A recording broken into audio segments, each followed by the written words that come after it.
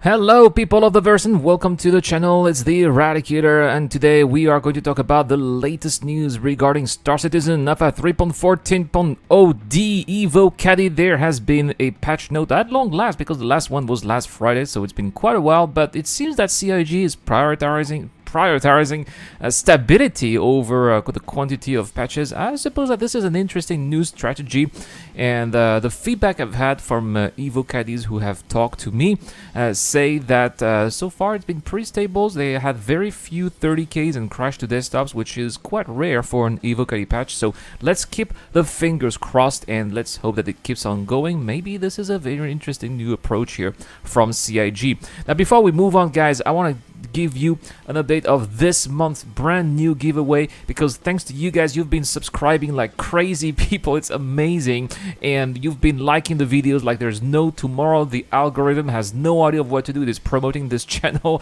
like never before. So to thank you guys, in July I am giving away a Raylan with LTI and the concierge skin as well. All you have to do is subscribe to only this channel and answer the giveaway related question I'll be asking throughout this video. That is all.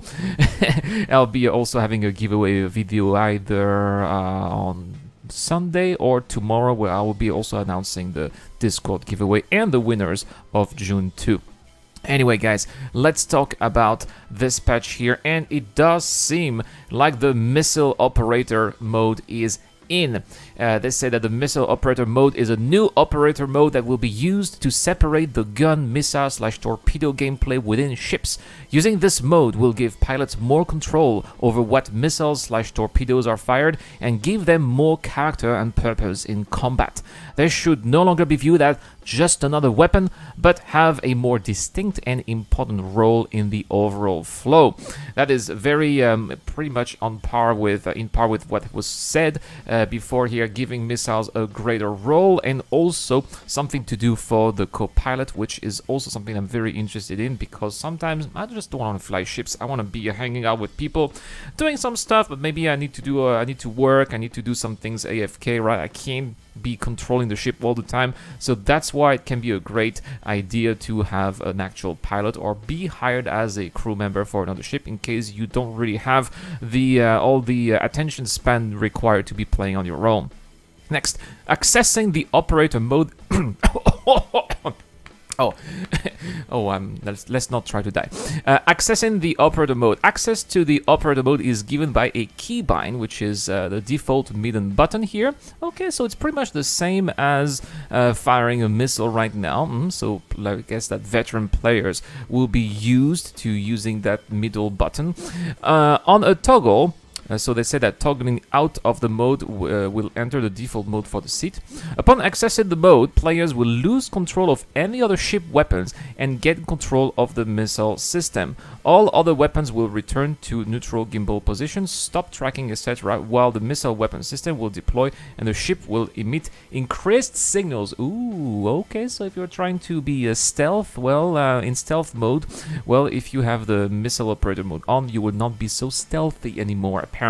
Now, they did not say if let's say, for example, you are flying solo in a single seat fighter. Here, this is not saying if the missile operator mode will still give you access to flying the ship. I guess it will, because it wouldn't make any sense, right? If you can't fly the ship while being in the operator mode, you still need to move around, right? Or let's say you're in a dogfight, you still need to be able to be following your target, so it wouldn't make any sense.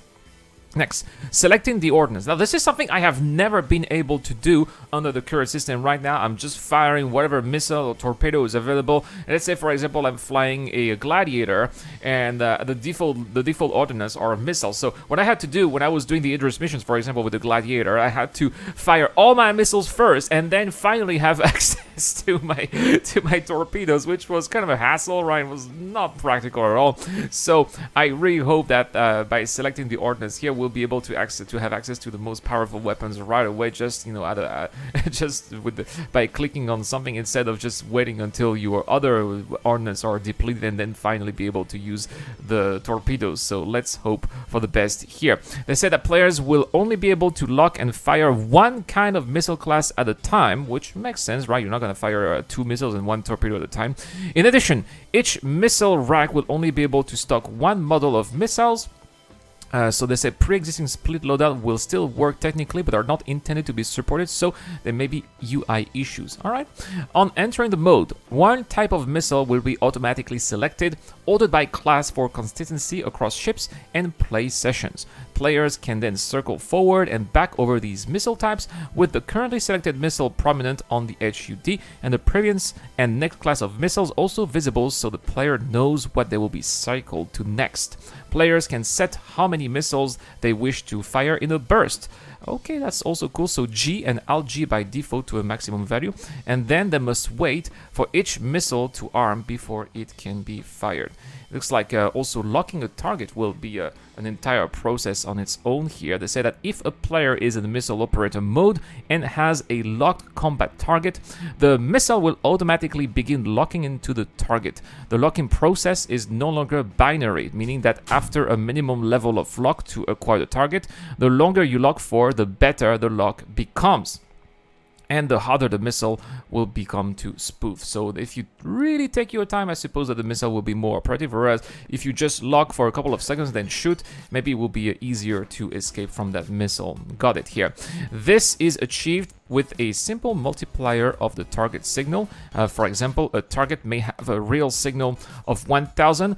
At a full lock, the signal amplification may be times 5, so the missile will perceive a signal of 5000 instead. Very interesting here. It seems like implemented this kind of gameplay was actually quite easy for CIG if it was just a matter of multiplier here. This means that the missile requires other contacts to have a significantly larger signal than the original to be distracted by them. A target must be fully resolved. For example, its signal must be the largest in a direction radius before a missile will track it, meaning that enemy targets can try to outplay another ship, locking in a missile by releasing countermeasures or flying close to larger targets before the missile is even launched. If the missile's target isn't fully resolved before launch, it will simply dub fire forward. Okay, so that means that yes, if you don't know what you're doing, you will dump fire missiles and basically waste your missile. But very interesting to see that it will be possible to fly towards bigger ships to try to trick the missile into believing that it is actually flying toward you, but actually it will fly toward the bigger ship. That is going also to be interesting, especially in larger battles. There can be some very interesting. I really wonder if you're going to be able to do that against enemy targets. So like you fly toward an enemy target, but the missile will actually think it's you, and the missile will friendly fire the enemy target. I wonder if this is going to be a possibility. Anyway, the next one here, firing ordnance. At any point after the first missile has been armed, the player can initiate the launch procedure, which will fire any currently armed missile and begin a cooldown until they can next begin arming missiles. If the player begins firing missiles without a lock, the missiles will be dumbfired. We've been talking about that before. This can be used for ground targets, bombing runs, and emergency situations. Yeah, of course, bombing run you'll have to dumbfire, because if you're bombing a structure, I don't think you'll be able to lock on structures, for example. So that is also going to be quite important too, to be able to just fire missiles or the bombs in the future without locking, right? Or to avoid enemy ships being notified without incoming missiles and combat lock. Yes, you know, maybe you want to fire a missile, but you don't want them to know that the missile is coming, so you just fire without a lock, and then they're not notified, and then boom, the missile and the torpedoes are coming. This can be maybe interesting if you're looking at bigger ships like the Javelin or the Idris, right? And you are quite close.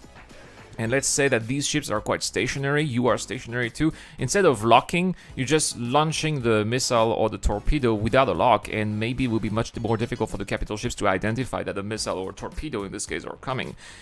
If more than one rack has the same type of missiles, then missiles will be expended from the racks in a staggered rotation. So if 3 racks have 8 ignite missiles on, the player can choose to fire 8 missiles.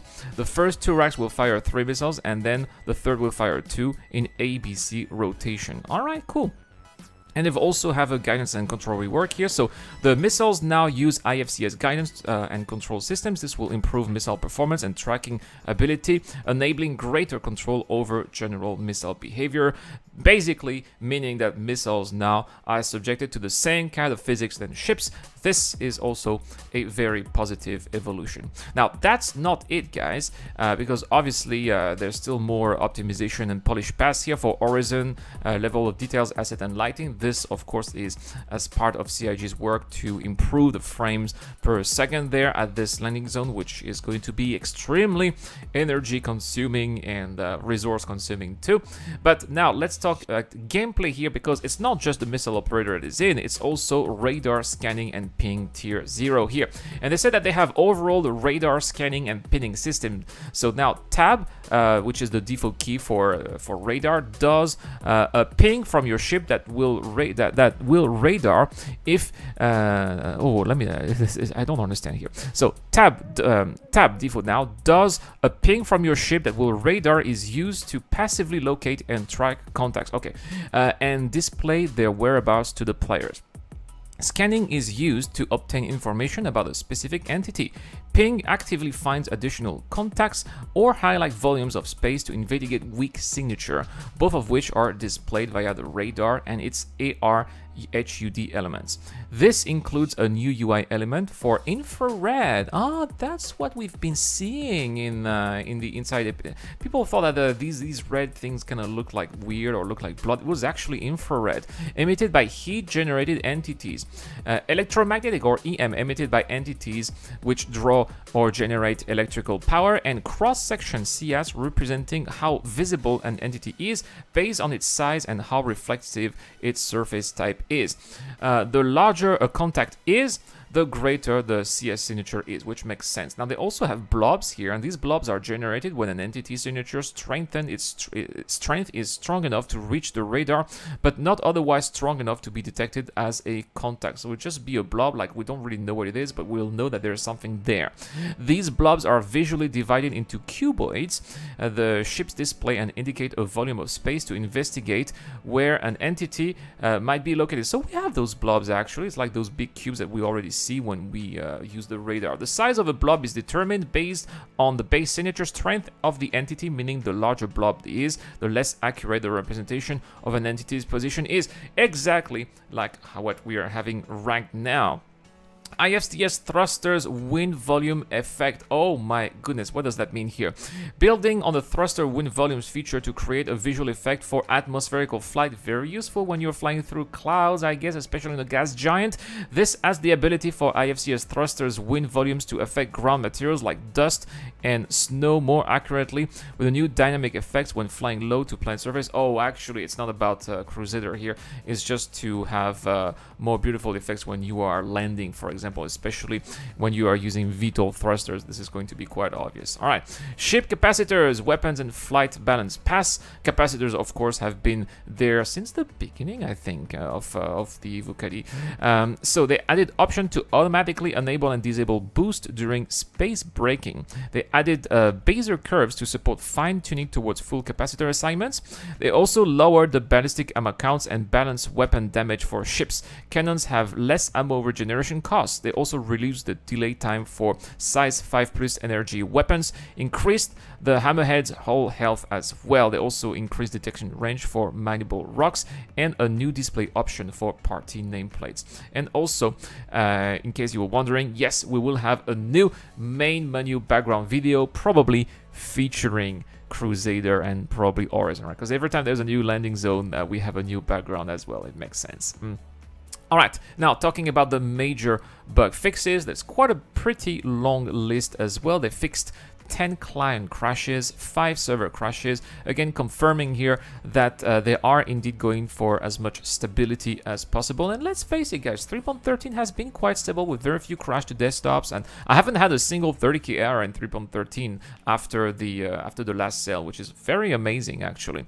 Anyway, here they said that they fixed an issue causing purchase carryable items to disappear very quickly after they're dropped or placed on the ground. The star map and equipment manager interface should no longer be blurry when in the pilot's seat. What? That is a major fix. People have been complaining about this for a long time, having to press F2 again and again. Has this really been fixed? Are you an EVOCATI? Please tell me in the question, in the chat, in the comment section down below, because that is a very big annoyance for me in the game. If this has been fixed, that is pretty big. They fixed an issue causing ship holograms to be displayed when not in scanning mode. Decoys should now correctly protect from AR heat-seeking missiles. Players should no longer be able to rearm missiles using the vehicle maintenance service. Top weapon mounts on Hornets should now properly power and regain energy-based weapons. Quantum traveling from Crusader OM to any Crusader OM should no longer result in a player ship exploding while in transit. Was it because the ship was going through the planet? We've seen that many times, right? IFCS autopilot near Hangar 1 on Horizon should no longer prevent ships from taking off or landing there. Small light square dots should no longer appear on the floor around the elevator of Horizon's Voyager bar. Fixed a missing glass collision on the viewing platform near the whale statue in Horizon. The planet volumetric cloud graphics settings should now persist if the player restarts their client. Scanning mode should now work correctly in all Hornet variants. The Dre Buccaneers quantum drive should now work correctly. They fixed an issue that could sometimes cause a docked Merlin to be out of position when the player re-enters the game in their constellation. A second player spawning a ship at a docker collar at the space stations should no longer sometimes cause ships that will still in the vicinity of the tube and lose collision. MFD functionality should no longer become locked if the player opens the Pete wheel while highlighting the MFD function in interaction mode. Thrusters VFX should no longer persist if the pilot's seat of the 300 series while the ship is decelerating. They fix an issue causing players not to get an armistice violation for locking targets in green zones. Rental ASOPs should no longer have the wrong price when renting ships for 3, 7, or 30 days. Fix an issue causing the multi-tool not to be able to scan FPS deposits. Oh my goodness, this has been a bug that has been there for a long time too. Thank you CIG for fixing that, and hopefully it's going to make people who go to prison also happy, because that was very frustrating in prison when that's the only thing, or maybe the best thing that gets you out if you don't want to be logging off. Fix an issue causing some missiles not to have audio when fired. Arena Commander racing matches should no longer immediately end if players ram into each other. Fix an issue causing gravity in Clasher Prison to be higher than intended. Players should no longer be able to access the prison mine cave through the surface of the planet. How was that possible? I have no idea. Arc-like pistol skin variants should no longer be missing the ammo count display. The Terravian war dress white uniform jacket's texture should no longer appear to be very zoomed in, and they also fixed an issue causing certain NPCs around the PU not to have conversation options UI anymore. I really wonder who has conversations with NPCs, guys. Anyway, before I forget, let's have this video's giveaway question, guys. What about the missile operator? Do you plan to be a co-pilot for the missile operator, or do you plan to have co-pilots as well? Is this an activity you will do more starting from 3.14? I know that this is something that I will do because I'm very busy. I don't have time to play all the time. But if I can be useful from time to time, you know, in the co-pilot seat using the missile operator mode, this is definitely something that I'll do. But let me know in the comment section down below if this is something that's attractive for you or not. Before we finish, guys, we still have a couple of known issues. Gas clouds on Crusader appear to have moving graphical artifacts that appear as dots. We know this, right? We still have large frame rate drops in most areas of Horizon, unfortunately. Unable to shoot with Hammerhead 2-head, and the ammo is displayed as 0-0. That is quite annoying if you have a Hammerhead. I hope that CIG will be able to fix that, because it's going to be making a lot of org members pretty disappointed. The male character's animation when entering cockpits or pilot seats jump part of the movement sequence. That's very weird, right? Missions do not recognize players entering the zone, and AI are unresponsive and not visible to players during missions. Ouch. Probably because of the low tick rate of servers, I would believe, right? They said that they are unenabled physics proxies at the hospital entrance, which prevents players from taking trolleys, walking frames. And why would you even take a trolley at the hospital? I don't understand. Maybe to push bodies, I suppose, right? Unfortunately, the cave FPS missions still get a mission withdrawn, and so that's pretty bad. And all of the other bugs here are from the previous patch, so not much of a change here. That's all for this video, guys. Thank you very much for watching. Also, this video is brought to you by Tala. Thank you so much, Tala, for supporting this channel. I'll see you guys tomorrow for more content on the channel. This is the Eradicator. I'll see you guys later.